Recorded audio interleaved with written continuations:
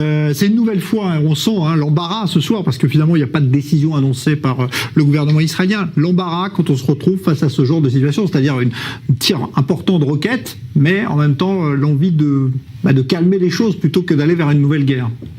C'est un dilemme qui n'est pas nouveau, mais comme l'a rappelé aujourd'hui l'ancien Premier ministre Naftali Bennett, il y a eu plus de tirs de roquettes de la bande de Gaza en une journée que pendant l'année et demie de son gouvernement.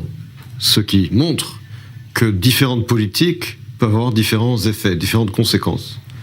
On sait qu'aujourd'hui, le Hamas, mais également le Hezbollah au nord, perçoivent les divisions politiques au sein de la société israélienne comme une faiblesse. C'est comme ça qu'eux le perçoivent. Ils voient également que l'Iran reprend du poil de la bête dans la région, qu'il y a eu cet accord finalement de reconnaissance mutuelle et de réconciliation entre l'Iran et l'Arabie Saoudite par le biais de la Chine. Et on voit que Assad aujourd'hui est réintégré, je dirais, dans le monde arabe, où on le reçoit de nouveau. Il y a là des messages, effectivement, que le monde arabe perçoit.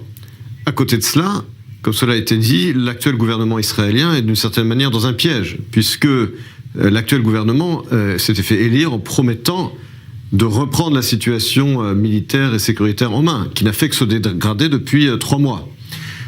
On voit effectivement les membres les plus à droite de cette coalition exiger des mesures beaucoup plus fermes, et on se pose la question sincèrement de savoir si les partis en question, qu'il s'agisse de Ben Gvir ou de Bezalel Smotrich, s'il n'y a pas une réaction beaucoup plus ferme du gouvernement, en arriveront à la conclusion qu'il risque de payer un prix électoral beaucoup trop élevé dans le cas d'une élection, s'il reste solidaire de cette politique de retenue. Donc vous le voyez, on ne peut pas disconnecter, je dirais, la politique intérieure israélienne des développements dans la région, mais au bout du compte, c'est au gouvernement que revient la responsabilité d'agir.